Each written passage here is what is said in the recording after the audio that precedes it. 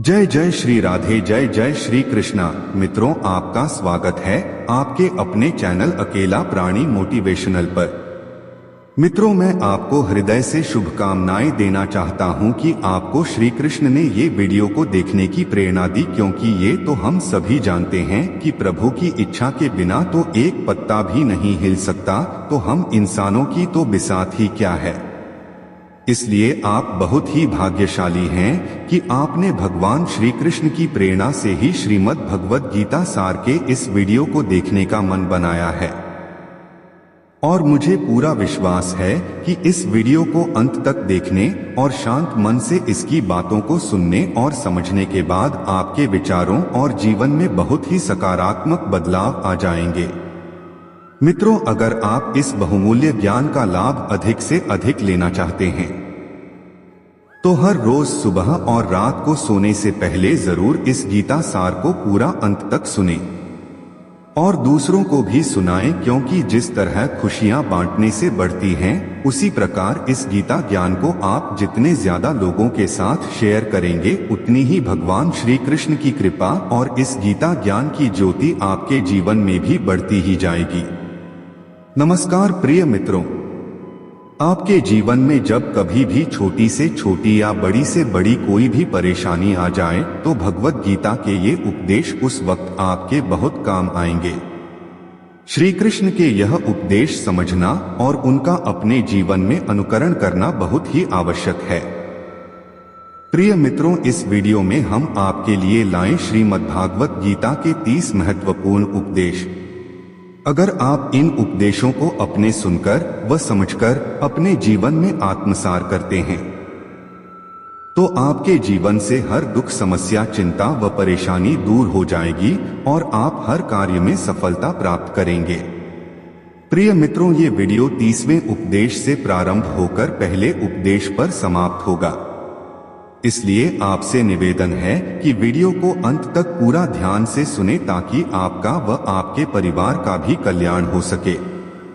तो साथियों, देर ना करते हुए वीडियो प्रारंभ करते हैं। वीडियो प्रारंभ करने से पूर्व आप सभी कमेंट बॉक्स में जय जय श्री राधे, जय जय श्री कृष्णा अवश्य लिख दें। गीता का 30वां उपदेश है, आपने कोई भी कर्म किया हो, अच्छा या बुरा, उसका फल आपको अवश्य ही भोगना पड़ेगा। अगर आपने अच्छे कर्म किए हैं तो आपको अच्छा फल मिलेगा, और अगर आपने बुरे पाप कर्म किए हैं तो उसकी सजा भी आपको जरूर मिलेगी। मित्रों, इंसान कितना ही छुपकर कोई कर्म करे, चाहे वह कितना ही चालाकी से काम करे, लेकिन आप भगवान की नजरों से नहीं छिप सकते। हमारे हर काम पर वह परम पिता परमात्मा अपनी दृष्टि बनाए रखते हैं। प्रभु के पास हमारे हर काम का बही खाता मौजूद है। हमारे एक एक कदम का हिसाब होता है। प्रिय मित्रों, इस बात को हम एक कहानी के माध्यम से समझने का प्रयास करते हैं। बहुत समय पुरानी बात है। एक गांव में राम और श्याम नाम के 2 मित्र रहते थे। उन दोनों की मित्रता बहुत गहरी थी। वो जो भी कार्य करते थे एक साथ ही करते थे।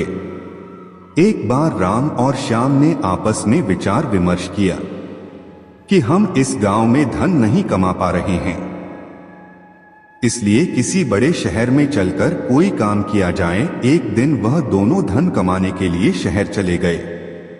कुछ वर्ष शहर में रहकर उन्होंने काफी धन कमाया। फिर सोचा कि अब हम अपने घर वापस चलते हैं, हमने अच्छा खासा धन कमा लिया है। उस समय पर यातायात की इतनी सुविधाएं नहीं होती थी। लोग अपनी बैलगाड़ियों पर ही यात्रा करते थे। चलते चलते मार्ग में रात हो गई तो उन्होंने विचार किया कि आज रात हम यहीं विश्राम करते हैं। राम ने कहा कि मैं यहाँ पर रहकर धन की रक्षा करता हूँ, तुम बाजार जाकर भोजन की व्यवस्था करके ले आओ। जब श्याम बाजार गया तो उसके मन में पाप आ गया। उसने सोचा कि इतना पैसा हमने कमा लिया है, अगर मैं राम को यहीं जंगल में मार दूं तो ये सारा धन मेरा हो जाएगा, नहीं तो मुझे आधा धन राम को देना पड़ेगा। मन में यह खोट आने पर श्याम ने राम के भोजन में जहर मिला दिया। राम जहर वाला भोजन खाकर वहीं जंगल में ही मर गया। राम की मृत्यु के बाद श्याम सारा धन लेकर अपने घर वापस आ गया। कुछ वर्ष बाद श्याम के घर में पुत्र ने जन्म लिया। जब उसका बेटा पैदा हुआ तो वह बहुत ही बीमार रहता था। उसने अपने जीवन में जो कुछ भी धन कमाया था उसका वह सारा धन अपने पुत्र के इलाज में ही खत्म हो गया। बेटा बड़ा होता गया और इसका धन नष्ट होता गया। जब उसका बेटा थोड़ा और बड़ा हो गया तो उसके पिता ने पूछा कि बेटा तू इतना बीमार क्यों रहता है, तू ठीक क्यों नहीं होता? मैंने अपनी जिंदगी की सारी जमा पूंजी सब कुछ तेरी बीमारी में लगा दी है, फिर भी तेरी तबीयत ठीक नहीं रहती। श्याम की बात सुनकर उसका पुत्र बोला कि कौन पुत्र और कौन पिता? मैं तो तेरा वही मित्र राम हूँ जिसको तूने जंगल में जहर देकर मार दिया था। अपना वही पुराना हिसाब पूरा करने के लिए मैंने तेरे पुत्र के रूप में जन्म लिया है और अब तेरा और मेरा हिसाब किताब बराबर हो गया है। अब तू उसी हालत में पहुंच गया है जैसा तू पहले था, इसलिए अब मैं ना तेरा पुत्र हूं और ना ही तू मेरा पिता है। मैं केवल अपना हिसाब पूरा करने के लिए आया था और अब जब मेरा तेरा हिसाब बराबर हो गया है तो अब मेरा जीवन भी यहीं समाप्त होता है। प्रिय मित्रों, गीता का उपदेश हमें यही सिखाता है। कोई अपने आप को कितना भी चालबाज क्यों ना समझता हो, लेकिन अगर उसने गलत कर्म किया है तो आज नहीं तो कल उसे उसका फल भोगना ही पड़ता है। कोई भी व्यक्ति अपने किए हुए कर्म फल को भोगे बिना कभी छूट नहीं सकता है। इसलिए प्रिय मित्रों, हमें सदैव अच्छे कर्म ही करने चाहिए और परमात्मा में लीन रहना चाहिए। गीता का 29वां उपदेश है कि आपके सारे दुखों का कारण किसी को अपना मानना ही है। आप कभी गौर करना, आपकी जिंदगी के सारे दुख, सारी तकलीफें, सारी चिंताएं वहीं से आते हैं जहां आपका अपनापन होता है। जब आप ये सोचते हैं कि यह मेरा है, यह मेरा अपना है, वहीं से आपकी जिंदगी में दुख का आना प्रारंभ हो जाता है। इस बात को भी हम एक छोटी सी कहानी के माध्यम से समझने का प्रयास करते हैं। एक नगर में एक बहुत बड़ा व्यापारी रहता था। उस व्यापारी के पास एक बहुत बड़ा महल था। उसने जिंदगी भर की सारी संपत्ति लगाकर उस महल को बनाया था। वो महल इतना सुंदर था कि आसपास के शहरों के कई लोग उसके महल को देखने आते थे। कई बड़े बड़े सेठ उसके महल को खरीदने की कोशिश करते थे। इसलिए उस व्यापारी को अपने महल का अहंकार हो गया। उस व्यापारी को अपने महल से बहुत ज्यादा लगाव था। वह महल उसके जीने की वजह था। एक दिन जब वह व्यापारी बाजार गया हुआ था तो अचानक उसके महल में आग लग गई। जब वह अपने घर लौटकर आया तो उसने देखा कि उसका महल तो आग में जल रहा है। अपने घर को आग में जलता हुआ देखकर उसे बहुत दुख हुआ। उसने अपने मन में सोचा कि अगर यह महल नहीं रहेगा तो मैं भी जिंदा नहीं रहूंगा। अगर मेरा महल ही जलकर राख हो जाएगा तो मैं अब जीकर क्या करूंगा। वह भी उसी आग में छलांग लगाने की कोशिश करने लगा तो पास में ही खड़े एक व्यक्ति ने उसे रोक लिया और कहा कि भाई, ये जो तुम्हारा महल है, इस महल को तो तुम्हारे बेटे ने बेच दिया है। और जब उसे पता चला कि यह महल अब मेरा नहीं किसी और का हो चुका है तो उसकी सारी चिंता खत्म हो गई। जैसे और लोग उस जलते हुए महल को देखकर तमाशा देख रहे थे, वैसे वह व्यापारी भी खड़ा होकर महल को जलता हुआ देखने लगा। कुछ देर बाद उसका बेटा आया। वह अपने बेटे को देखकर बहुत खुश हुआ और अपने बेटे को आशीर्वाद देने लगा कि तेरे जैसा बेटा तो बहुत भाग्य वाले माता पिता को मिलता है। तुमने तो मेरी जिंदगी ही बचा ली। आज इस घर में आग लग गई और तूने कल ही इसका सौदा कर दिया है। व्यापारी के पुत्र ने अपने पिता से कहा कि पिताजी, मैं इस महल के सौदे के लिए बात तो करने गया था पर सौदा अभी पक्का नहीं हुआ है। जब उसके पिता ने यह सुना कि अभी इस महल का सौदा हुआ ही नहीं है तो वह दोबारा से चिल्ला चिल्ला कर रोने लगा और अपनी छाती पीटने लगा। प्रिय मित्रों, देखो, महल भी वही है और इंसान वही है। जब व्यापारी को पता चला कि महल बिक चुका है तो वह खुश हो गया। और जब उसे पता चला कि महल अभी भी उसका ही है तो फिर छाती पीटकर रोने लगा।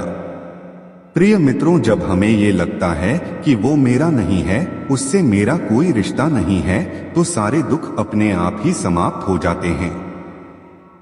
ऐसे ही जिंदगी में जब किसी जगह किसी इंसान को, किसी रिश्ते को, किसी काम को हम अपना मान लेते हैं तो वहीं से सारे दुखों की शुरुआत होती है, वहीं से हर तकलीफ की शुरुआत होती है। श्रीमद् भगवद गीता का 29वां उपदेश यही बताता है कि आप जैसे ही किसी को अपनी जिंदगी जीने की वजह मान लेते हो और ये सोचते हो इसके बिना तो मैं जी ही नहीं सकता, तो फिर वो चीज, वो इंसान, वह काम आपको बहुत दुख देता है।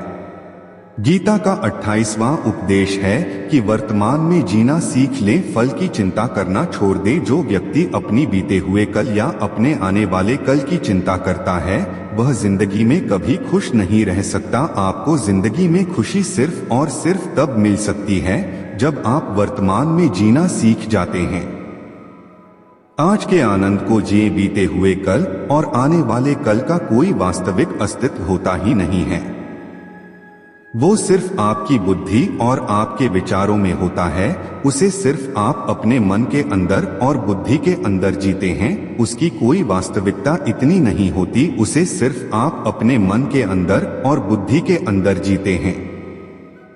लेकिन जिसे आप वास्तविकता में जीते हैं तो आपका आज होता है और वो आपका वर्तमान पल होता है।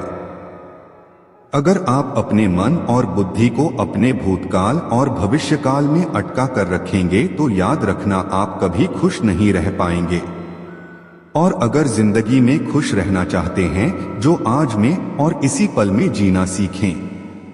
गीता का 27वां उपदेश है कि जो आपके साथ अधर्म करे, गलत करे, उसे दंड जरूर देना चाहिए। अगर आप उसे सहते रहते हैं तो वह आपके साथ सदैव गलत ही करता रहेगा, और अगर आप उसे सहते रहते हैं तो आप भी उसके पाप में आप भी भागीदार हो जाएंगे। अर्जुन श्री कृष्ण से कहते हैं कि जिनसे मैं युद्ध करने जा रहा हूँ यह सब मेरे अपने हैं, मेरे गुरुजन हैं। मैं इनके सामने कैसे हथियार उठा सकता हूँ और मैं इनको कैसे मार सकता हूँ। तब भगवान श्री कृष्ण ने अर्जुन से कहा कि जिन्हें तुम अपना मानते हो वह सभी अधर्मी हैं, वह पाप के पक्ष में खड़े हैं, और अगर तुम इनका वध नहीं करोगे, युद्ध नहीं करोगे तो समाज में पाप और भी बढ़ जाएगा। क्योंकि जब ऐसे पापियों को कोई नहीं रोकता है तब ये पापी निरंकुश हो जाते हैं और ये सब और ज्यादा पाप करने लगते हैं। ऐसे ही जब आपके साथ कोई गलत करता है, आपको चोट पहुंचाता है, दुख पहुंचाता है और आप चुपचाप सहते रहते हो तो उससे सामने वाले का मनोबल बढ़ जाता है। वो आपको कमजोर समझने लगता है और आपके साथ गलत करने का वह अपना हक समझने लगता है। लेकिन जब आप उसके गलत व्यवहार को, उसके अधर्म को रोक लेते हैं, उसका विरोध करते हैं, तब वह अपनी सीमा में रहना सीख जाता है। यही इस युग की सच्चाई है। अगर आपको खुश रहना है तो आपको अपनी रक्षा खुद ही करनी होगी। कोई आपके साथ गलत करे तो उसको कभी भी सहन नहीं करना चाहिए, बल्कि उसका विरोध करना चाहिए। गीता का 26वां उपदेश है कि किसी से भी हद से ज्यादा मोह कभी नहीं करना चाहिए। जिससे भी आप सबसे ज्यादा मोह लगाओगे, देखना वह आपको एक ना एक दिन अवश्य रुलाएगा। मोह की वजह से ही आप किसी के पीछे मरते रहते हैं। मोह की वजह से ही आपको कई बार अपमान भी सहना पड़ता है, और कई लोगों को मोह की वजह से ही अपना अपमान दिखता भी नहीं है कि सामने वाला मेरी इज्जत तक नहीं कर रहा हूँ और मैं इसके पीछे मरा जा रहा हूँ। वो आपकी आंखों पर ऐसी पट्टी लगा देता है कि आपको सच और झूठ दिखाई ही नहीं देता, आपको किसी इंसान का चेहरा दिखाई नहीं देता। आप जो देखते हैं, जो सुनते हैं, उसी पर यकीन करने लगते हैं, फिर चाहे आपको उस व्यक्ति से कितना भी दर्द क्यों ना मिल रहा हो। अगर आप किसी इंसान को ठीक से समझना चाहते हैं, उसकी सच्चाइयों को जानना चाहते हैं, तो उसके लिए बहुत जरूरी है कि आप उसके मुंह से जल्द बाहर आ जाएं। आपका मोह आपको दुख देता है, जिस दिन से मोह खत्म उस दिन आपको किसी भी रिश्ते से कोई दुख नहीं मिल सकता है, क्योंकि आपको फिर कोई फर्क ही नहीं पड़ेगा। गीता का 25वां उपदेश यह है कि आप वह मत करो जो सभी करते हैं, बल्कि वह करो जो आपके लिए सही है। श्री कृष्ण ने अर्जुन से कहा कि जो तेरा कर्तव्य है, जो तेरे लिए सही है, जो तुझे करना चाहिए वह कर, तू कभी भी वह काम मत कर जो दुनिया कर रही है। अर्जुन श्री कृष्ण से कहते हैं कि ऐसे भयंकर युद्ध में पड़ने से अच्छा है कि मैं सन्यासी बन जाऊं। तब श्री कृष्ण ने अर्जुन से कहा कि सन्यासी बनना तेरा कर्म नहीं है, तेरा धर्म नहीं है। क्षत्रियों का कर्म और धर्म यही है कि अधर्म का नाश करके धर्म की रक्षा करें। ऐसे ही हर इंसान का एक अलग कर्तव्य होता है, एक अलग ही मार्ग होता है। तू कभी भी उस मार्ग पर मत जाना जहां सारी भीड़ जा रही हो, कभी भी वो काम मत करो जो दुनिया करती है। किंतु आजकल का यह ट्रेंड हो गया है, यह फैशन हो गया है। जो सब करते हैं वही हम भी करने लगते हैं। अगर आप वह कार्य करोगे जो भीड़ कर रही है, तो आप भी उसी भीड़ में कहीं खो जाओगे। लेकिन वही अगर आप वह करोगे जो आपके लिए सही है, जो आपकी प्रतिभा है, तो दुनिया की भीड़ में भी आप सबसे अलग नजर आओगे। गीता का 24वां उपदेश है कि जिंदगी में धोखा अपने ही देते हैं, क्योंकि उनको आपकी कमजोरियों का पता होता है। बाहर वाला आपको धोखा नहीं दे सकता, क्योंकि उसको आपके बारे में पता ही नहीं है कि आपको चोट कहां पहुंचानी है। लेकिन जो आपका अपना है, आपका खास है, उसे बहुत गहराइयों से पता होता है कि इसकी कमजोरी क्या है, ऐसा क्या करें जिससे इसको चोट पहुंचाई जा सके, कैसे इसको हम नीचा दिखा सकते हैं, इसको चोट पहुंचा सकते हैं। ये कलयुग है, इसमें बाहर वालों से नहीं, जो हमारे अपने हैं ना, उनसे ही सावधान रहना होता है। महाभारत का युद्ध दो अलग अलग राज्यों में नहीं हुआ था, बल्कि एक ही परिवार के भाइयों में हुआ था। सभी आपस में एक ही वंश के लोग थे। कितनी ही बार दुर्योधन ने जहर देकर भीम को मारना चाहा, न जाने कितनी बार दुर्योधन ने पांडवों को जान से मारने की कोशिश की, जबकि दुर्योधन पांडवों का भाई ही था, कोई पराया नहीं था। सारी लड़ाइयां घर के अंदर ही होती हैं, बाहर कौन लड़ेगा। हमारे घर में ही सारे झगड़े फसाद होते हैं। आपको चोट सिर्फ वही लोग पहुंचा सकते हैं जो आपके अपने हैं। आपको धोखा सिर्फ वही लोग दे सकते हैं जो आपके अपने हैं। प्रिय मित्रों, इसलिए सदैव अपनों से सावधान रहो।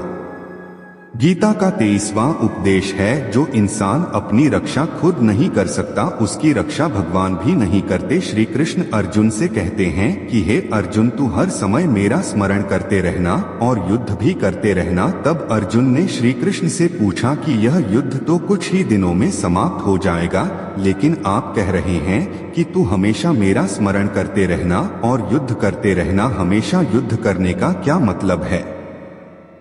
तब श्री कृष्ण ने अर्जुन से कहा कि ये जिंदगी ही रणभूमि है, इस जीवन में सुख दुख आते ही रहेंगे और तुझे उनका डटकर मुकाबला करना है।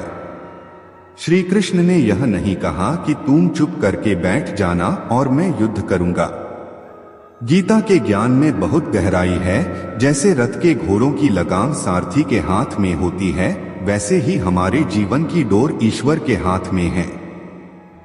लेकिन युद्ध तो हमें खुद ही लड़ना पड़ेगा। हमें ईश्वर से ये प्रार्थना करनी है कि हे ईश्वर, मुझे शक्ति देना, मुझे समझ देना, मुझे बुद्धि देना, ताकि मैं अपनी जिंदगी की सारी लड़ाई जीत सकूं। मैं अपनी जिंदगी में सही मार्ग पर चल सकूं। जीवन में आपको अपनी लड़ाई खुद ही लड़नी पड़ती है। जो लोग यह कहते हैं कि हम कुछ नहीं करेंगे, सभी ईश्वर करेंगे, मित्रों, आलसी इंसान को देखकर तो भगवान भी घबरा जाते हैं कि ये कुछ नहीं करेगा। भगवान ने बुद्धि दी है, समझ दी है। ईश्वर आपको प्रेरणा देते हैं, शक्ति देते हैं, लेकिन आपको अपनी रक्षा स्वयं ही करनी पड़ेगी। प्रिय मित्रों, अगर इस वीडियो से आपको कुछ सीखने को मिल रहा हो तो कृपया हमारा चैनल सब्सक्राइब करके बेल आइकॉन को ऑल पर सेट कर लें, जिससे आपको सभी वीडियो का नोटिफिकेशन मिलता रहे। तो चलिए वीडियो में आगे बढ़ते हैं। गीता का 17वां उपदेश यह है कि जिस इंसान को बात बात पर क्रोध आता है, सुख और शांति उसके जीवन में कभी नहीं आ सकते, क्योंकि जो इंसान बहुत ज्यादा क्रोधी होता है उसके सारे मित्र भाई बांधव उसे छोड़कर चले जाते हैं। ज्यादा गुस्सा करके या ज्यादा क्रोध करके जो भी आपके पास है ना, वो आप उसे खो दोगे। ऐसे इंसान को कभी शांति नहीं मिल सकती है। इसलिए अपनी जिंदगी में अगर शांति चाहते हो तो बात बात पर गुस्सा करना छोड़ दो। गीता का 16वां उपदेश है कि चाहे आप किसी की मदद करो या ना करो, लेकिन जानबूझकर कभी किसी का दिल नहीं दुखाना चाहिए, क्योंकि जब आपकी वजह से किसी का दिल दुखता है ना, तो याद रखना आपको भी वही दर्द एक दिन जरूर मिलेगा। जब आप किसी का दिल दुखाते हैं तो आपको भले पता नहीं चलता है, लेकिन जब भी कोई आपका दिल दुखाता है तब आपको समझ में आ जाता है कि दिल पर चोट लगने की वजह से कितना दर्द होता है। इसलिए चाहे आप किसी की मदद करो या न करो, लेकिन किसी का दिल कभी भी नहीं दुखाना चाहिए। गीता का 15वां उपदेश यह है कि जो मुश्किल वक्त में, जो दुख के समय में आपका साथ दे, सिर्फ वही आपका अपना है। बाकी सब अपनेपन का नाटक करते हैं। अपनापन जताने वाले बहुत लोग होते हैं, बड़ी बड़ी बातें करने वाले भी बहुत लोग होते हैं कि हम आपसे बहुत प्रेम करते हैं, कोई भी दुख हो, कोई भी तकलीफ हो, हमें याद कर लेना। लोग दुख उठाने की बात करते हैं, लोग आने जाने की बात करते हैं, हाथ मिलाना तो ठीक से जानते नहीं और दिल मिलाने की बात करते हैं। जब सच में आपकी जिंदगी में तकलीफ आएगी ना, तब आपको समझ में आ जाएगा कि आपका साथ देने के लिए कौन खड़ा है और कौन भाग गया, क्योंकि उस समय पर सारे लोग भाग जाते हैं, क्योंकि लोगों को पता होता है कि यह व्यक्ति हमारे पास आया तो हमसे मदद ही मांगेगा और वह हमें कुछ दे नहीं पाएगा। लोग आपसे सिर्फ तभी रिश्ता रखते हैं जब आप उन्हें कुछ दे सकते हैं और आपसे उन्हें कुछ फायदा हो सकता है, लेकिन जब लोगों को यह पता चल जाता है, यह समझ में आ जाता है कि उनको आपसे कोई फायदा नहीं होने वाला, बल्कि उनको तो आपकी मदद करनी पड़ेगी, तो वह आपको दूर से ही देखकर भाग जाते हैं। इसलिए जो आपके मुश्किल वक्त में आपके साथ खड़ा हो, सिर्फ वही आपका अपना होता है। बाकी इस दुनिया में सब पराये होते हैं, क्योंकि सिर्फ अपना अपना कह देने से कोई अपना नहीं हो जाता है। गीता का 14वां उपदेश है कि जो भी होता है अच्छे के लिए होता है, और जो हो रहा है वो भी अच्छे के लिए ही हो रहा है, और जो आने वाले भविष्य में होगा वो भी अच्छे के लिए ही होगा। वैसे यह बहुत गहरी बात है। कुछ चीजें जिंदगी में ऐसी होती है जो हमें लगता है कि मेरे साथ ही ऐसा क्यों हुआ, मेरे साथ ही होना था ये सब, लेकिन जब वह वक्त गुजर जाता है, एक दिन हमको समझ आ जाता है कि अगर हमारे साथ यह सब नहीं होता तो आज हम इस मुकाम पर नहीं होते, अगर मेरे साथ यह सब नहीं होता तो शायद हमारी जिंदगी और भी बर्बाद हो सकती थी। इसलिए अगर हमें यह समझ में आ जाए कि जिंदगी में जो कुछ भी हो रहा है वह सब अच्छे के लिए ही हो रहा है, तो जीवन में हमेशा खुश रहेंगे। गीता का 13वां उपदेश है कि हर काम को समझदारी से करना ही योग होता है। योगः कर्मसु कौशल। कई लोग काम तो करते हैं लेकिन उन्हें हासिल कुछ नहीं होता। बहुत लोग कहते हैं कि हम तो मेहनत बहुत करते हैं, तब भी जिंदगी में सफलता हासिल नहीं हो रही है। लेकिन सच्चाई यह है कि बहुत कुछ करने से, बहुत मेहनत करने से आपको सफलता नहीं मिलेगी, लेकिन सही तरीके से, सही समझ के साथ काम करने से आपको जिंदगी में सफलता अवश्य मिलेगी। गीता का 12वां उपदेश है कि कभी भी किसी भी चीज की अति नहीं करनी चाहिए। कोई भी चीज हद से ज्यादा नहीं करना चाहिए। किसी से प्रेम भी हद से ज्यादा मत करना, किसी से नफरत भी हद से ज्यादा नहीं करना। हद से ज्यादा मीठा भी खराब हो जाता है, हद से ज्यादा कड़वा भी खराब हो जाता है, हद से ज्यादा आराम भी आपको बीमार कर सकता है, हद से ज्यादा खाना भी आपको बीमार कर देगा। हद से ज्यादा भूखा रहना भी आपको नुकसान नहीं पहुंचाएगा और हद से ज्यादा जागना भी आपको बहुत ज्यादा नुकसान पहुंचाएगा। इसलिए जीवन को संतुलन के साथ जीना चाहिए। जैसे ही आप संतुलन को खो देते हैं, वैसे ही आपके जीवन में कोई न कोई छोटी या बड़ी दुर्घटना हो जाती है। गीता का 11वां उपदेश है कि जिसे आप सबसे ज्यादा महत्व दोगे, वो आपको कभी महत्व नहीं देंगे। आपने कभी गौर किया है कि आपका अपमान कौन लोग करते हैं कि आप जिसे सबसे ज्यादा महत्व देते हैं? दूसरों की इज्जत करना अच्छी बात है, पर दूसरों की अगर बहुत ज्यादा इज्जत करेंगे, उनकी नजर में आपकी इज्जत खत्म हो जाती है। इसलिए किसी को भी कभी भी अपना सब कुछ नहीं बनाना चाहिए कि तुम ही मेरे सब कुछ हो। जैसे ही आप किसी को अपना सब कुछ बना लेते हैं तो आप उसके लिए कुछ भी नहीं रह जाते हैं। इसलिए लोगों को इज्जत उतना ही देना चाहिए जितना वह हजम कर सके। हद से ज्यादा इज्जत देना आपकी ही बेइज्जती करवा सकता है। गीता का 10वां उपदेश है, जिसके साथ सत्य और ईश्वर की शक्ति है, फिर चाहे सारी दुनिया ही उसके खिलाफ क्यों ना हो जाए, लेकिन अंत में जीत उसी की होती है। भगवद गीता के आखिरी अध्याय के अंतिम श्लोक का नंबर 18.78 है। यह श्लोक है, यत्र योगेश्वरः कृष्णो यत्र पार्थो धनुर्धरः तत्र श्रीर्विजयो भूतिर्ध्रुवा नीतिर्मतिर्मम। इस श्लोक का भावार्थ है कि जहां योगेश्वर भगवान श्री कृष्ण हैं और श्रेष्ठ धनुर्धर अर्जुन हैं, वहां निश्चित रूप से अनंत ऐश्वर्य, विजय, समृद्धि और धर्म विद्यमान होंगे। धृतराष्ट्र बार बार संजय से पूछते थे कि बताओ युद्ध में कौन जीत रहा है और कौन हार रहा है, क्योंकि उसे विश्वास था कि भीष्म पितामह गुरु द्रोणाचार्य मेरे पक्ष में हैं और यहाँ तक कि कर्ण भी मेरे पक्ष में हैं। तो भला हमें कौन हरा सकता है? संजय ने धृतराष्ट्र से कहा कि हे राजन, जहाँ योगेश्वर भगवान श्री कृष्ण है और गांडीव धनुषधारी अर्जुन है, वहीं पर श्री विजय विभूति और अचल नीति है, ऐसा मेरा मत है। गीता का 9वां उपदेश है पास कितनी भी पर भी क्यों ना बोल करके भरोसा नहीं करना ईश्वर जिसके पक्ष में खड़े हो। जैसे कि महाभारत की कथा में दुर्योधन ने कितनी बार षड्यंत्र करके पांडवों को मारने की कोशिश की, आग में जलाने की कोशिश की। यह बात और है कि ईश्वर उनकी रक्षा कर रहे थे, पर जिसे वो अपना भाई समझ रहे थे, जिस पर भरोसा कर रहे थे, वही उनकी हत्या करवाना चाहता था। इसलिए भरोसा करते समय अपनी आंखें जरूर खुली रखनी चाहिए।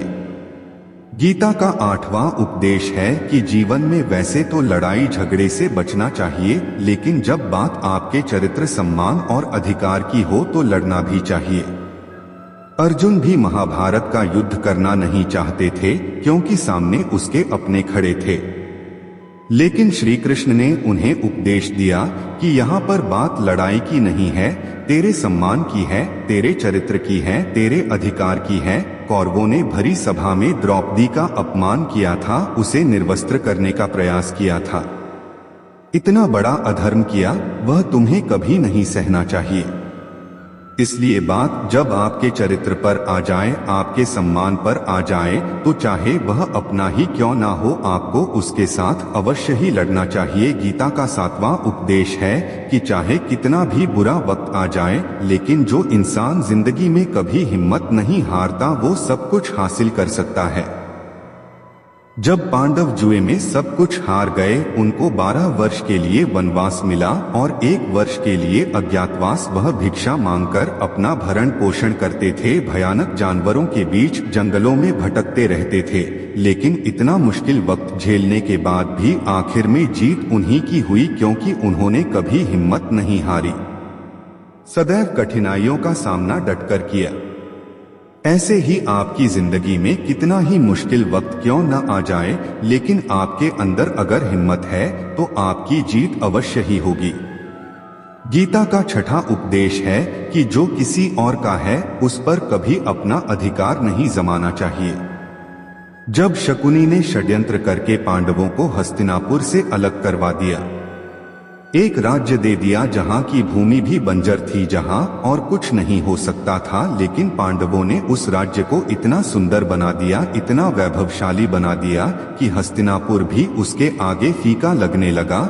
और उसके वैभव को और सुख को देखकर दुर्योधन अंदर ही अंदर जलता था। इसलिए उसने कई षड्यंत्र करके उनका वह खांडव प्रस्थ भी उनसे छीन लिया। जो चीज उनकी नहीं थी उस पर भी कब्जा कर लिया। तो उसका आखिर में परिणाम यही हुआ कि जो चीज उनके पास थी वो भी उसके पास नहीं रही, उसे गंवाना पड़ गया। इसीलिए जो आपका नहीं है कभी भी उस पर अधिकार नहीं जमाना चाहिए।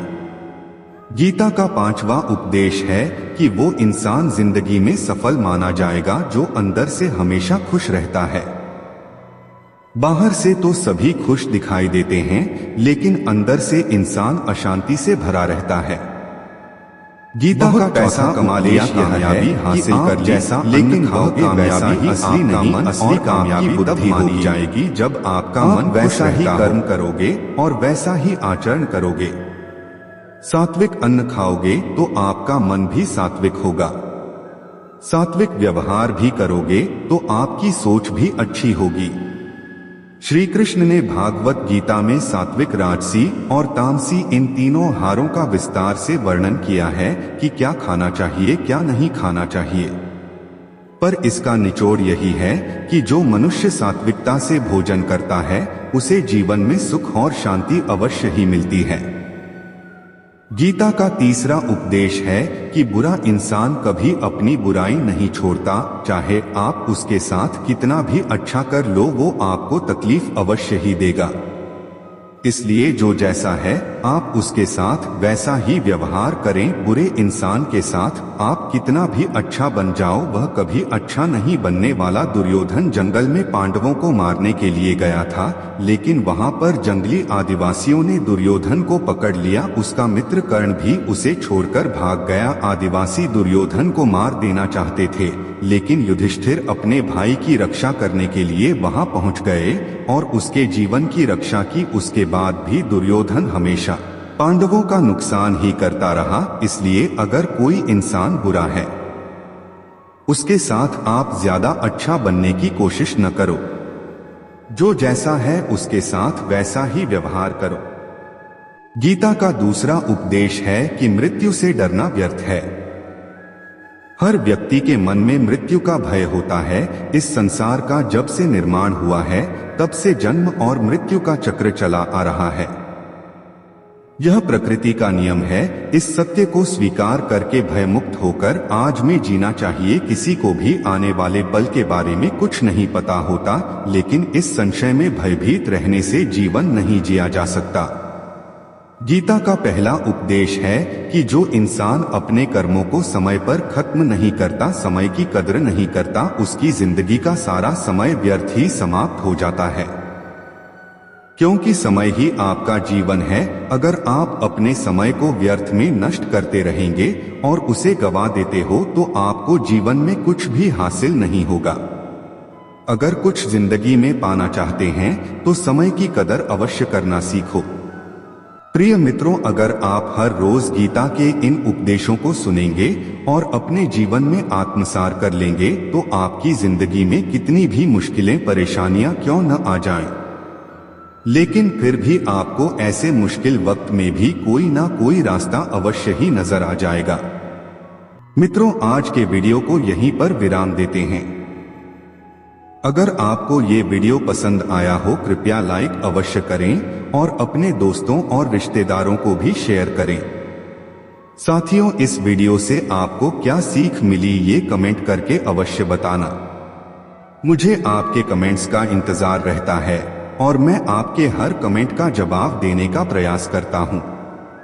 साथियों, अगर आपको वीडियो पसंद आया हो तो कृपया कमेंट बॉक्स में जय श्री राधे, जय श्री कृष्णा अवश्य लिख दें। साथियों, अगर आपको वीडियो से कुछ सीखने को मिला हो तो हमारा चैनल लाइक, शेयर व सब्सक्राइब करना न भूलें। आप हमेशा स्वस्थ रहें, खुश रहें व मस्त रहें, यही प्रभु से प्रार्थना है। जय जय श्री राधे, जय जय श्री कृष्णा।